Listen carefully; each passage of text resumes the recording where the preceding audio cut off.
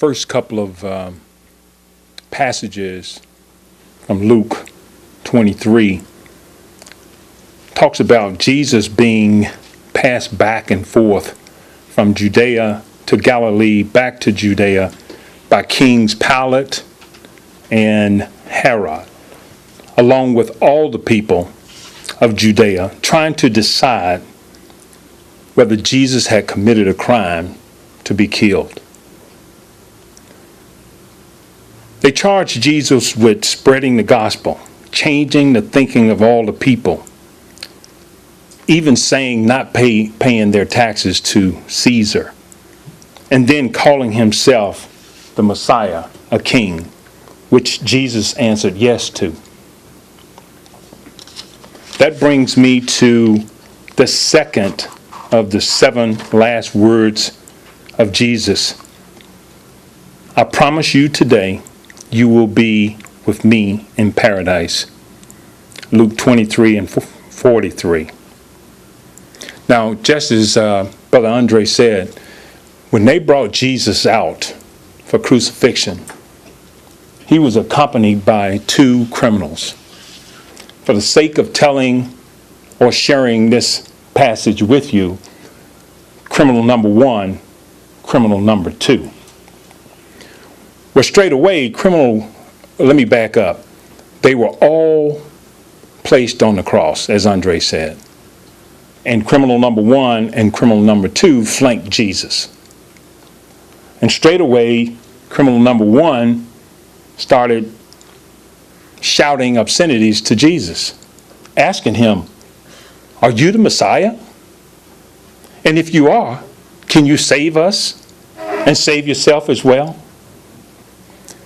Criminal number 2 right away stopped him and said, "We are surely going to die tonight because you and I are guilty of a crime and Jesus is not."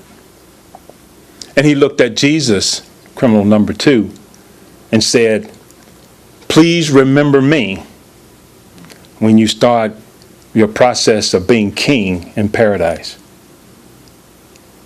Okay, that is, when I first read this passage without knowing the temperature, I guess, of the 2 criminals,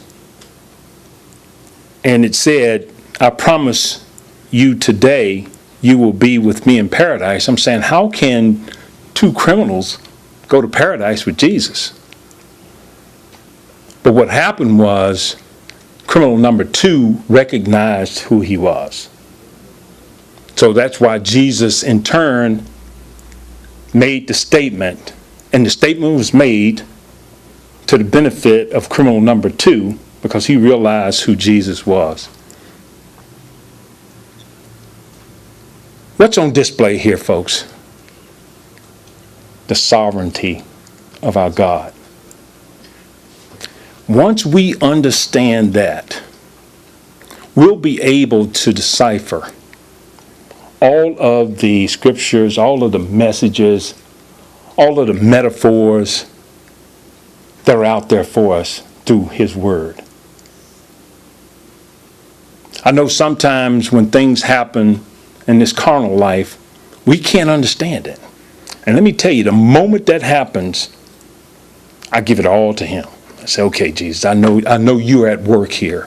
Oh God, you're at work here because I don't understand it. And it's not for me to understand at that point.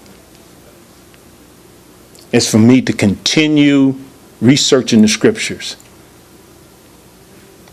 understanding his word, so I may be able to share and demonstrate that to all who would listen." This has been a powerful exercise for me. You know, it's really got me looking inward a lot at who I am and what I represent and who I'm supposed to be and who I could be.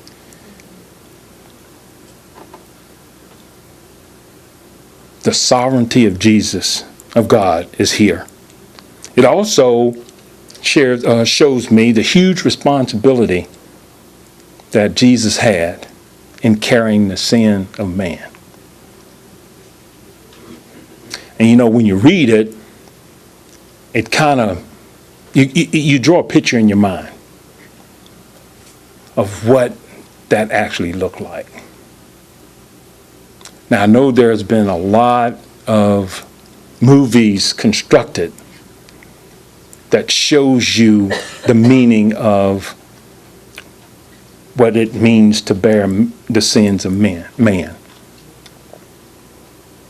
Not an easy task. Like Andre said, I couldn't go through it. I couldn't have done it. No way.